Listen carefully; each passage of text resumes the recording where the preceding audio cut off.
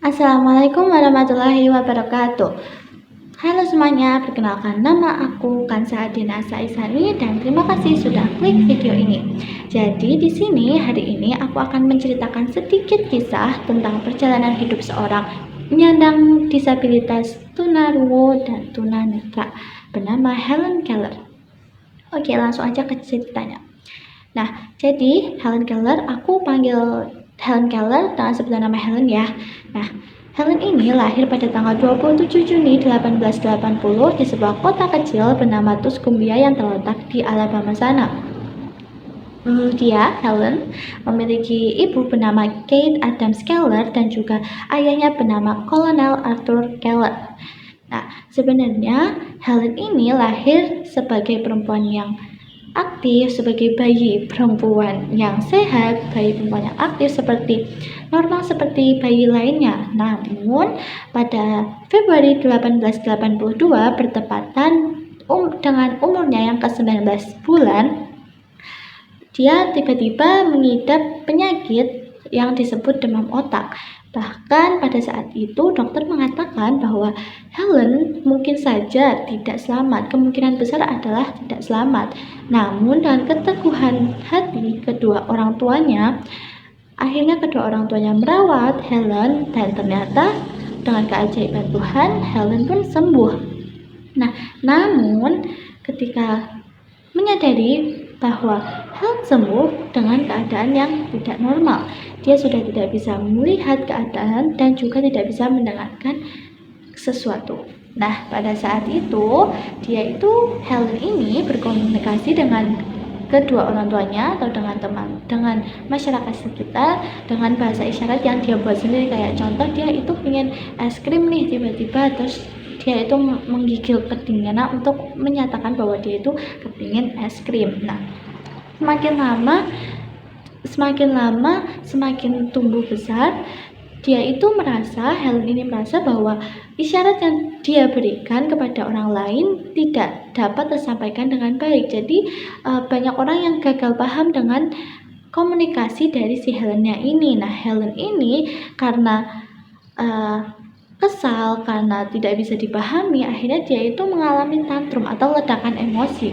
Jadi dia itu sukanya emosi sendiri kalau nggak ada yang bisa nurutin kemauannya dia. Terus habis itu dia sukanya lempar piring, lempar barang-barang di sekitarnya. Intinya dia itu sedang mengalami tantrum kalau ketika dia berkomunikasi dengan orang lain tidak memahami apa yang dia inginkan. Nah, pada tahun 1885, Kate, ibunya Helen, memiliki anak yang kedua bernama Mildred. Ya, itu. Dan ini menyebabkan Helen merasa cemburu karena perhatian Kate teralihkan kepada adiknya sehingga Helen merasa cemburu dan dia mulai membenci adiknya. Bahkan pada saat itu suatu hari pernah tuh si Helen karena saking bencinya dengan adiknya si Mildred ini, dia itu sampai mendorong Mildred keluar dari dipannya. Jadi pas itu Mildred masih bayi, dia itu lagi tidur, tiba-tiba didorong sama si Helen dari dipannya dan akhirnya jatuh. Nah, di tahun berikutnya ketika Helen berumur 6 tahun, kedua orang tuanya menemukan berita bahwa ada seorang dokter yang katanya mampu menyembuhkan orang-orang yang buta. Jadi kedua orang tuanya itu berharap bahwa role itu dapat menyembuhkan Helen sehingga Helen dapat melihat dunianya sendiri. Nah, kemudian kedua orang tua Helen beserta Helen pergi ke Baltimore sana untuk menemui dokternya yang bernama Dr. Julian Chisholm. Dr. Julian Chisholm. Nah, sudah sampai Baltimore sana, ternyata setelah diperiksa oleh Dr. Julian, disimpulkan bahwa Helen ini tidak bisa disembuhkan, sehingga pada saat itu juga kedua orang tua Helen sempat putus asa karena berpikir bahwa tidak ada yang bisa dilakukan untuk putrinya si Helen ini. Nah, kemudian Dr. Julian ini memberikan jalan keluar lain supaya lebih baik gitulah ya. Dia itu menyuruh kedua orang tua Helen dan Helen untuk menemui seseorang bernama Dr. Alexander Graham Bell. Kemudian Dr. Alexander menghubungi seorang teman dekatnya yang ternyata merupakan direktur dari sebuah sekolah khusus orang buta bernama Perkins School for the Blind, dan teman dekat tersebut bernama Mikhail Anagnos. Nah, jadi Dr. Alexander menghubungi Mikhail Anagnos supaya memberikan seorang guru untuk sebagai pengajar dari si Helen ini. Nah, kemudian Mikhail ini sudah menghubungi dengan keluarga Helen juga. Akhirnya Mikhail ini mengutus seorang guru, yaitu siswa baru bernama Anna Sullivan. Jadi dia itu mengutus Anna Sullivan untuk mengajar si Helen ini. Pada tanggal 3 Maret 1887, Anna atau kita sebut aja Anna datang ke kediaman si Helen ini. Nah, jadi ketika dia datang ke situ, Helen itu mendengar getaran dari tapak kakinya si Anne dan mengira bahwa Anna adalah ibunya si Helen atau Kate ya. Kemudian Helen menunggu si Anne datang, dan si Anne ketika datang mendekat dengan Helen, lantas Helen langsung memeluknya gitu, kayak karena mengira ibunya, jadi dia memeluk si Anna yang dikiranya adalah si ibunya. Namun ketika dipikir-pikir, Helen itu lantas menyadari bahwa yang dia peluk ini bukanlah ibunya. Nah, akhirnya dia itu sadar, kemudian dia memberontak, marah-marah, dan ledakan emosi lagi, tantrum itu tadi. Disitulah Anna menyadari bahwa Helen ini perlu diajari dengan kepatuhan dan juga cinta. Ajaran pertama Anna kepada Helen itu ketika saat sarapan pagi. Jadi saat itu ada keluarga Helen dan juga Anna sedang melaksanakan sarapan pagi. Nah, seperti kebiasaan Helen pada anggota keluarganya, Helen itu mengambil atau merebut makanan di sekitarnya kepada orang di sampingnya. Jadi dia saat itu merebut makanannya Anna. Nah, biasanya ketika Helen itu merebut makanan orang lain tersebut akan langsung memberikan kepada Helen. Nah, berbeda dengan Anna itu menolaknya, dia menepis tangannya si Helen dan melanjutkan makannya. Nah, Helen yang merasa diacuhkan, merasa tidak terpenuhi keinginannya, Helen pun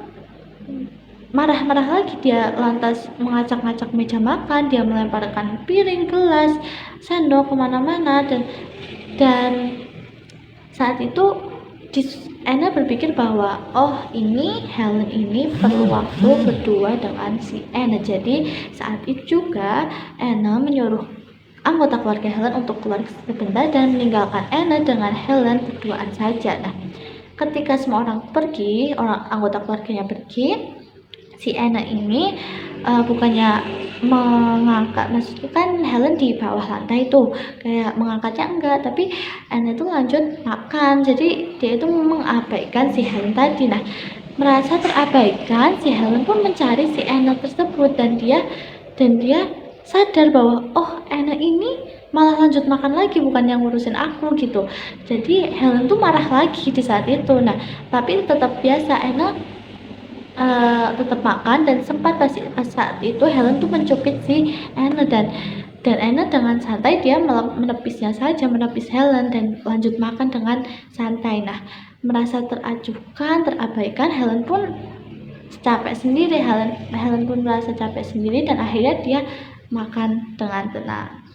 Nah, ketika menyadari bahwa Anna itu perlu waktu berdua dengan si Helen ini, akhirnya Anna meminta izin kepada Kate supaya Anna dapat menginap berdua saja dengan Helen di rumah kecil yang terpisah letaknya dengan rumah utama dari si keluarga Helen ini. Kemudian kedua orang tua Helen mengizinkan, dan akhirnya Anna dengan si Helen pun tinggal berdua di rumah kecil tersebut. Namun ketika perjalanan ke rumah kecil tersebut, Anna sengaja membuat Helen merasakan bahwa rumah kecil tersebut jauh dari rumah utama keluarga Helen ini. Jadi dia itu seperti mengajak berputar-putar dulu ke Helen sebelum akhirnya menuju ke rumah kecilnya itu, supaya Helen merasa jauh dari kedua orang tuanya itu. Nah, Helen pun sadar bahwa dia itu menginap berdua saja dengan Anna, berdua saja dengan Anna. Yaitu akhirnya ia memberontak lagi, marah-marah lagi, tantrum lagi, dan dia itu merasakan bahwa semua orang tidak sayang. Jadi dia tidak kayak merasakan bahwa orang-orang tidak sayang dengan dirinya sendiri. Jadi dia itu marah-marah terus, melempar barang sana sini, melempar piring, gelas untuk mengekspresikan kekesalannya itu. Nah, Anna pun ingin merubah si Helen ini. Nah, dapat dirasakan perubahan itu ketika Anna berusaha untuk mengenalkan Helen dengan sekitarnya dengan cara mengeja di tangannya si Helen ini. Jadi kayak menggunakan bahasa isyarat, menggunakan huruf-huruf isyarat gitu.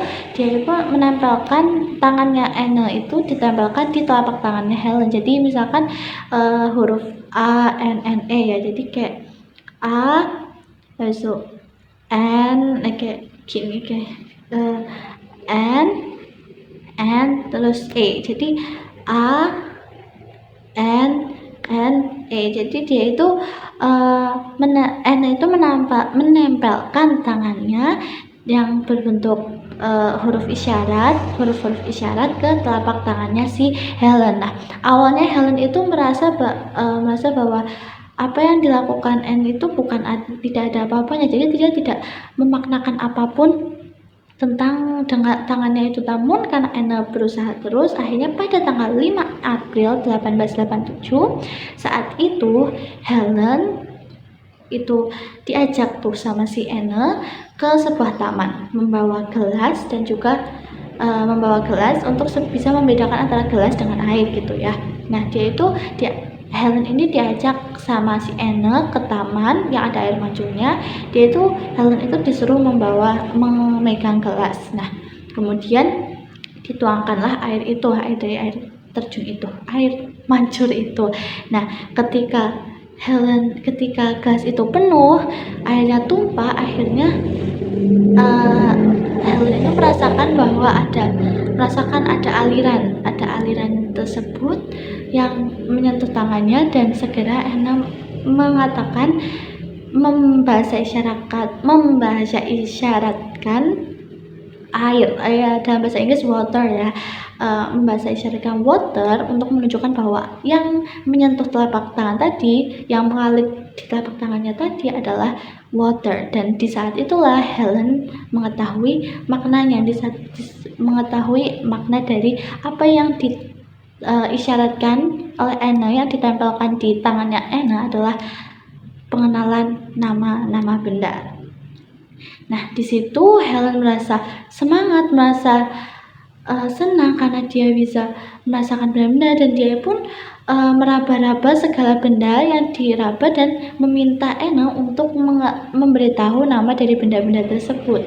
Jadi Anna itu mengikuti Helen ketika meraba-raba, dan Anna memberitahu nama-nama benda tersebut. Nah, dalam beberapa bulan yang diberikan oleh Anna, perubahan-perubahan dari beberapa bulan itu, Helen pun menyadari bahwa jika dia ingin disayangi, jika dia ingin dipedulikan, jika dia ingin diperhatikan, dia itu harus memiliki kepribadian yang baik, yang santun, yang benar. Jadi dia itu kepribadian yang mulai melunak, dia tidak sembarangan marah-marah, dia tidak mulai tantrum lagi, dan dia menyadari semua itu karena bantuan Anna. Nah, dalam beberapa bulan yang diberikan Anna untuk mengajari Helen pun paham bahwa jika dia ingin diperhatikan, jika dia ingin dipedulikan, jika dia ingin dituruti keinginannya, dia harus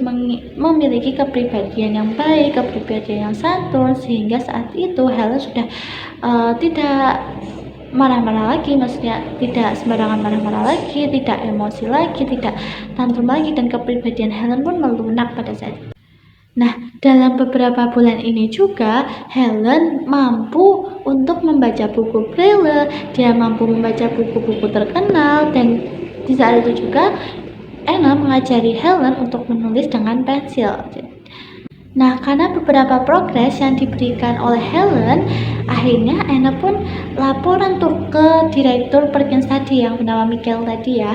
Nah, Anna pun laporan ke Michael bahwa Helen ini udah bisa membaca buku terkenal, dia sudah bisa menulis, dia suka menulis, dia bisa membaca, dan Anna pun laporan semua itu ke Michael. Awalnya Anna itu mengatakan pada Michael bahwa progresnya si Helen ini jangan dikasih tahu ke siapa-siapa, jangan dibukukan, jangan dituliskan apa-apa, pokoknya jangan diberitahu siapa-siapa, karena Anna tidak ingin Helen menjadi topik pembicaraan yang hangat. Jadi dia ingin fokus ke Helen dulu tanpa terganggu oleh keeksisannya si Helen ini.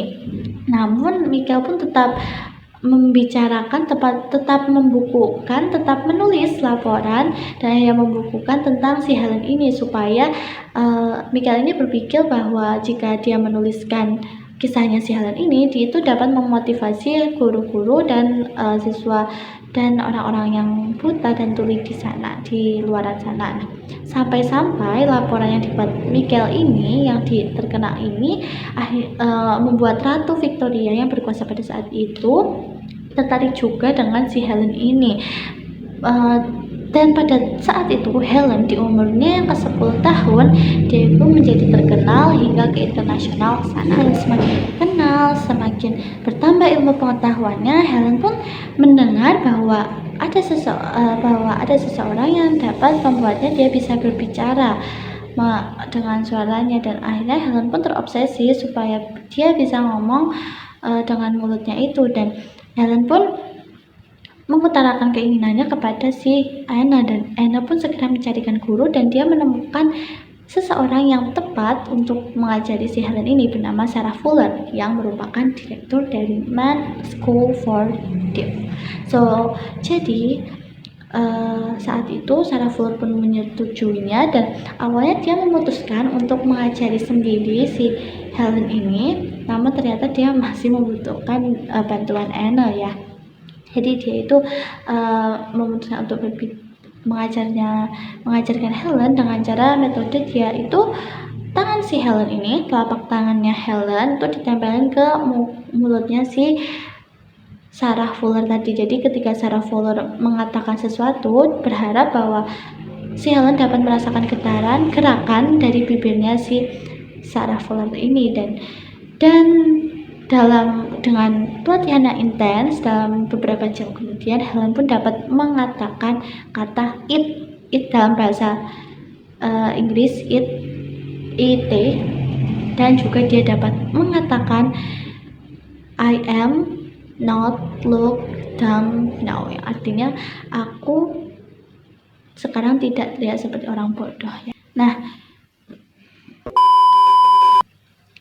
Nah, ketika Helen terus-menerus berlatih, Anna pun juga ngembangin metode pendengaran untuk si Helen ini. Jadi dia itu dia mengembangkan metode dengan cara meletakkan tangannya si Helen di ibu jarinya di tenggorokan, jari telunjuknya di hidung, dan jari tengahnya di mulutnya si pembicara, sehingga Anna itu berharap bahwa Helen dapat merasakan getaran dan gerakan dari yang diucapkan oleh si pembicara, dan dengan metode tersebut Helen pun dapat mendengarkan, sehingga dia haus akan ilmu. Karena metode tersebut dia haus akan ilmu. Di umurnya yang ke-14 tahun, dia bersekolah di Wright Humason School for the Deaf, dan dia melanjutkan di umur 16 tahun di Cambridge for Young Ladies. Dia bersaing dengan wanita-wanita normal di sana, sembari ditemani oleh Anna supaya untuk memudahkan Helen untuk menafsirkan pelajaran yang diajarkan gurunya kepada si Helen ini. Nah, selesai dia menamatkan sekolah SMA-nya, Helen pun mencoba untuk ujian ujian di Radcliffe College, dan ternyata Helen pun masuk ke perguruan tinggi Radcliffe College ini, dan disitulah Helen pun senang karena dapat melanjutkan ke sekolah ke tingkat selanjutnya ya. Nah, di tahun pertama Helen itu bisa lancar, bisa menyelesaikan kuliahnya dengan baik, dan di tahun kedua Helen ini diminta oleh seseorang untuk menuliskan autobiografinya dengan mesin ketik Braille, dan Helen pun menyetujuinya, dan dia pun mulai membuat autobiografinya dengan mesin ketik Braille, dan kemudian dipindahkan menjadi mesin ketik biasa. Pada Maret 1903, autobiografi yang digarap oleh si Helen ini pun akhirnya terbit dengan judul The Story of My Life, menjadi salah satu 100 buku terpenting pada abad ke-20 saat itu, dan sudah diterjemahkan kepada seluruh dunia dengan 50 bahasa. Jadi sampai saat ini pun masih terbit ya, dan sampai saat ini pun masih terbit bukunya. Pada tanggal 28 Juni 1904, Helen pun lulus dari Radcliffe College dengan IPK magna cum laude. Kita ngomongnya IPK aja, magna cum laude, jadi di atasnya cum laude gitu.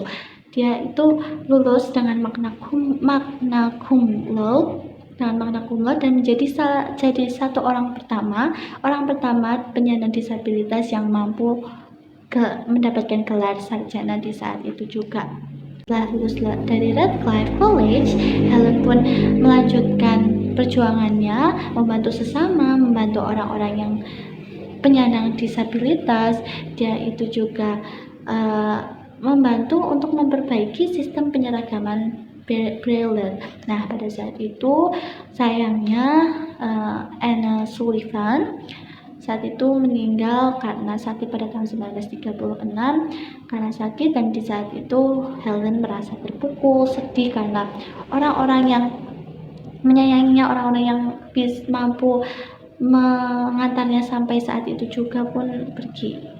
Dan akhirnya perjuangan Anna dilanjutkan oleh Polly Thomson sebagai sekretaris Helen pada tahun 1914. Dengan Polly ini, Helen bersama Polly memperjuangkan hak-hak orang tertindas, terutama perempuan, dan di saat itu pada tahun 1924 Helen menjadi anggota AFB untuk mengadvokasikan orang-orang buta di sana. Dia itu menjadi dikatakan efektif sebagai duta besar untuk penyandang disabilitas. Nah, kemudian pada tahun 1946 hingga 1957 Helen pun menjadi penasihat hubungan internasional, dan dia keliling dunia ke 35 negara di dunia untuk memberikan motivasi, untuk memberikan arahan, untuk memberikan motivasi tadi, untuk semangat kepada orang-orang penyandang disabilitas sana. Jadi dia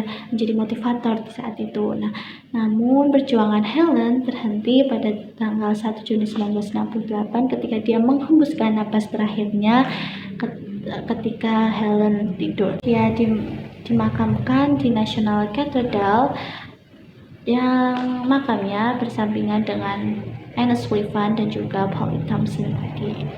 Nah, segitu aja kisah perjalanan hidup dari si Helen Keller ini. Semoga dapat memberikan pelajaran yang sangat banyak kepada kita, bahwa kita tidak ada orang di dunia ini yang sempurna, dan tidak kesempurnaan itu mungkin saja menjadi kelebihan bagi kita sendiri. Dan terima kasih sudah mendengarkan hingga mencapai akhir video ini, dan terima kasih. Mohon maaf apabila banyak kesalahan yang aku perbuat, yang aku katakan yang tidak bisa aku sampaikan dengan baik. Mohon maaf, dan terima kasih sudah mendengarkan. Dadah. Wassalamualaikum warahmatullahi wabarakatuh, dan balik lagi di video selanjutnya. Dadah.